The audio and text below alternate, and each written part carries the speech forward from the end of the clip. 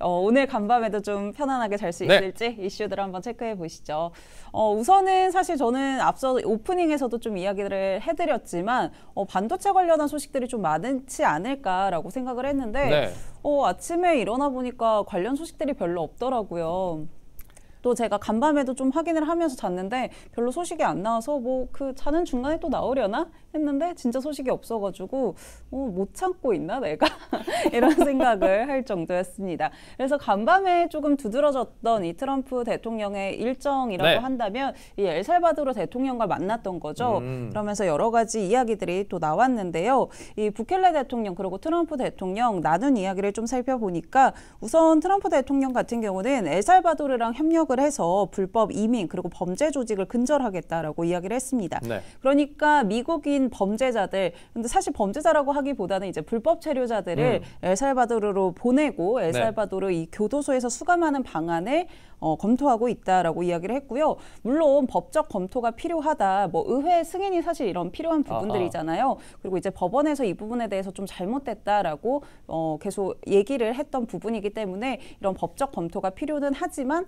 가능하다면 즉시 시행하고 싶다라고 이야기를 했고 교도소를 지금 짓고 있는 중인데 이 부분에 대해서도 지원을 적극적으로 하겠다라고 언급을 했습니다. 그러면서 부켈레 대통령 역시나 우리도 이 불법 이민자 문제 미국에 적극적으로 협력을 하겠다라고 언급을 했고요. 그리고 사실 앞서 이제 한 차례 미국에서 엘살바도르로 이 추방이 됐었잖아요. 네. 여러 사람들이. 네. 근데 이때 행정적인 오류로 잘못 추방된 사람이 또 있었다라고 합니다. 그런데 엘살바도르 측에서는 이 인물 미국으로 다시 돌려보내지는 않겠다라고 이야기를 했는데 이게 결국은 이제 미국의 행정부 측에서는 이 부분이 행정적인 오류다라고 이야기를 했는데 트럼프 대통령은 거기에 동의하지는 않는 모습이잖아요. 네. 그렇기 때문에 부켈레 대통령 역시나 여기에 좀 동조하는 그런 모습들을 보여줬습니다. 그래서 범죄 이민 관련해서는 계속해서 협력해 나가겠다 이런 의지들을 둘 다 보여줬던 것 같고요. 복장을 잠깐 보면 트럼프 대통령은 항상 이제 감색 정장에 빨간색 타이를 매잖아요. 맞아요. 근데 엘살바도르 대통령은 깜깜해요. 티셔츠네요. 네. 좀 더 캐주얼하게. 그냥 티셔츠. 그리고 둘이 인연이 되게 오래된 것 같더라고요. 그래요? 제가 이거를 조금 보다가 잤는데 뭐 여기 내용들을 보니까 이 부켈레 대통령 뭐 옛날에 어릴 때부터 뭐 봤다 이런 이야기를 하면서 그때 막 되게 외모가 10대 같았을 때 뭐 그럴 때부터 봤다 이런 아저씨 얘기 하더라고요. 보러 오느라고 이렇게 입고 왔나? 그래서 되게 인연이 오래됐나 보다 그런 생각을 좀 했고요. 그리고 좀 인터뷰들도 이어갔습니다. 이제 기자들이 당연히 가만히 있을 수가 없죠. 반도체 관련해서도 질문들을 좀 이어갔는데 이런 일시적인 관세 면제 검토하는 특정한 물품 있냐라고 기자가 좀 질문을 했더니 거기에 대해서는 좀 답변을 피했던 모습이고요. 반도체 관련한 그런 질문들이 계속 있었는데 답변을 피해가더라고요. 정리가 안 됐네요. 네, 아직 계속 이제 뭐 계산기 두드려보고 있는 상황인 것 같고. 자기가 14일 날 정리해서 얘기한다고 하고서는 그러니까요. 이야기 안 하니까 기자들이 자꾸 물어봤을 거 아니에요? 네, 근데 자꾸 다른 이슈로 조금 돌리면서 그래도 관련해서 나온 건 자동차 관련 소식들이 조금 있었죠. 화제를 돌렸군요. 네, 맞습니다. 자동차 업체 일부를 조금 돕고 있다, 무언가 검토하고 있다라고 이야기를 했고요. 이 자동차 회사들이 멕시코나 캐나다에서 부품 생산하는 것들 미국으로 돌려오려고 노력을 하고 있다. 그런데 다만 이제 시간이 조금 더 필요하기 때문에 이 부분을 내가 고려하고 있다라는 식으로 발언을 좀 이어갔습니다. 그래서 좀 자동차 관련한 소식들이 추가적으로 나오지 않을까라고 시장이 좀 보고 있는 상황이고요. 비행기 관련된 무언가 또 얘기를 했는지 여기 테이블에는 또 보잉 비행기가 또 있네요. 네, 비행기 있는 것도 처음 봤는데 뭔가 또 있었나 봐요. 뭐 내각 인물들도 막 소개를 해주더라고요. 이 부켈레 대통령한테. 그래서 뭐 그런 좀 캐주얼한 그런 흐름이 좀 이어갔던 것 같고요. 삼촌한테 삼촌이 조카한테 뭐 소개해 주는 것처럼. 네. 그리고 또 간밤에 트럼프 대통령이 사실 이렇게 일정 소화하기 전에 이 트루스 소셜에 글을 하나 올려서 무슨 얘기지라고 싶었는데. 그러니까 가장 지능의 가장 좋은 정의가 이제 미래를 예측하는 능력이다. 뭐 이렇게 조금 애매하게 올렸어요. 네. 그래서 이게 어떤 의미일까라고 저는 이제 개인적으로 생각을 해봤던 게 엔비디아가 또 간밤에 이제 소식들을 내놨잖아요. 미국에 5천억 달러 투자하겠다라고 이야기를 했고 또 이제 기자들이 질문을 했을 때 팀쿡 관련해서 애플 관련해서도 네. 좀 언급을 했습니다. 애플 관련해서는 애플 제품이나 스마트폰 관세 예외 대상이 될 수 있냐라고 기자들이 질문을 했더니 나는 내 마음을 바꾸지는 않았지만 그래도 나 유연한 사람이다. 네. 그렇기 때문에 어쩌면 뭔가가 나올 수도 있다라고 애플 관련해서 좀 언급을 했습니다. 애플 그러니까, 인텔리전스를 얘기하는 걸지도 모르겠네요. 그러면. 그런가요? 네. 근데 애플이 이제 또 투자를 했잖아요. 선제적으로. 네. 그렇고 또 엔비디아도 이 투자 관련한 소식들을 내놨기 때문에 이 미래를 예측한다는 게 결국은 자기한테 좀 동조해라 라는 의미로 저는 해석을 했는데 과연 어떤 내용일지 좀 추가적으로 네. 나오는 소식이 있다면 한번 체크를 해봐야 될 것 같고요. 일론 머스크도 트럼프와 인텔리전스를 네. 해시태그로 계속 쫓아다녀야 됩니까? 그러면? 제가 쫓아보겠습니다.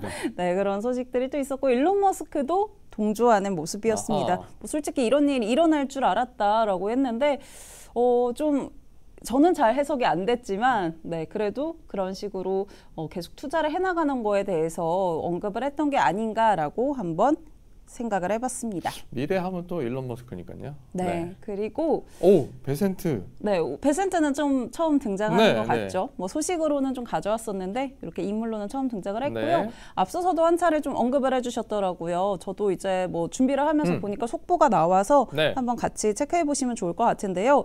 우선 이 베센트 재무장관이 행정부가 이 연준 파월의 후임자를 좀 고려하고 있다라는 소식들 전해졌습니다. 2025년 가을 정도부터 이제 차기 연준 후보자 인터뷰를 좀 시작할 계획이라고 이야기를 했고요. 아무래도 파월 이 연준 의장이 26년 5월에 좀 이 임기가 종료가 되기 때문에 6개월 정도 텀을 두고 이 준비 기간을 확보하기 위한 조치다라고 밝혔습니다. 그리고 사실은 이제 베센트 재무장관 같은 경우는 이전에도 이 섀도우 의장이라고 해서 그런 개념들을 좀 제안한 바가 있었다고 해요. 그래서 차기 의장 지명자를 미리 이제 조기 발표를 하고 그러면서 시장의 기대를 좀 선제적으로 조정하려고 한다라고 시장은 분석을 하고 있는데요. 그러니까 결국은 연준의 힘을 실어주기보다는 이 통화 정책에도 행정부가 좀 개입하겠다라는 의지로 보인다라고 해석을 하고 있어서 추가적으로 그렇게 좀 진짜 가을부터 논의가 될지는 한번 이어서 살펴봐야 될 것 같은데요. 그래도 이런 소식들이 있었다라는 것들 한번 체크해 보시면 좋을 것 같습니다. 이제 1년 좀 더 남았으니까 더 흔들어 제끼겠네요. 그러니까요. 얼마 남지가 않아서 파월 할배 종료 임박이라고 안자님이 올려주셨는데 한 1년 정도 남았으니까 확실히 관련해서는 계속 소식이 나올 것 같습니다. 그리고 머스크 관련해서도 좀 가져와 봤습니다. 어제 사실은 이렇게 영상 보여드렸잖아요. 저 어제 너무 놀랐어요. 맞아요. 이거 관련해서도 막 트위터에 좀 많이 올라오더라고요. 관련 소식들이. 이게 굉장히 센세이션 했나 봐요. 아무래도 이렇게 출하를 그냥 진짜 무인으로 한다라고 하니까 이게 가능하네라는 그런 반응들이 좀 줄을 잃었던 것 같고요. 여기에 대해서 머스크도 조금 이야기를 했습니다. 이제 처음으로 완전 자율주행을 위한 이 순수 AI 솔루션이 곧 출시가 된다라고 이야기를 했고요. 여기에는 카메라 그리고 테슬라 AI 소프트웨어만 탑재된 테슬라 AI 칩이 있는 거다라고 이야기를 했습니다. 그러니까 계속 이제 머스크가 이야기를 하는 게 우리는 라이더 필요 없다라고 하잖아요. 그렇기 때문에 카메라랑 이 AI 칩을 다시 한번 강조한 것 같고요. 곧 출시가 임박했다라고 하니까 이게 또 테슬라 이제 앞서 전해주셨던 내용을 살펴보니까 저점을 다졌다 이런 평가들이 많이 있잖아요. 그래서 테슬라의 주가가 좀 우상향할 수 있는지 한번 체크해 보시면 좋을 것 같습니다. 그만큼 테슬라는 정말 많은 데이터를 갖고 있다. 그러니까 진짜 빅데이터 업체라고 보시면 돼요. 전 세계에서 굴러다니는 테슬라가 모으는 정보가 엄청난 거죠. 그러니까 데이터가 이제 정보화되어 있는 거고 그걸 힘으로 라이다를 떼버렸습니다. 그러니까 이게 시장에서는 사실 이제 라이다 없이 가능해 다른 데 다 라이다 쓰는데라고 했는데 이거를 또 착착 실행해 가는 모습이라서 조금 기대가 되는 부분도 있고요. 관련해서 또 네. 언제 출시가 될지 소식들 나오면 제가 전달해 드리도록 하겠습니다. 그리고 라이다가 되게 비싸요. 아, 요즘에 많이 그래요? 가격이 떨어지긴 했는데 하나만 달아서는 안 되고요. 네. 최소한 사방에 이렇게 달아야 되잖아요. 3군데에서 5군데 정도 달아야 되거든요. 그리고 이게 테슬라가 라이다를 뗀 게 이제 벌써 한 3, 4년 된 것 같은데 차 가격은 안 내렸어요. 네. 라이다는 떼고 차 가격은 안 그러면은 내렸죠. 영업이익이 더 늘어나니까. 그러니까 영업이익이 더... 계속 보전을 해주는 거예요. 그게 또. 그런 것도 살펴보시면 재미가 있습니다. 네, 네. 테슬라 관련 소식들 이렇게 가져와 봤습니다. 또 국내 시장 이런 부분들 어떻게 반영될지 이어지는 박명석의 K픽 통해서 여러 가지들 확인해 보시죠.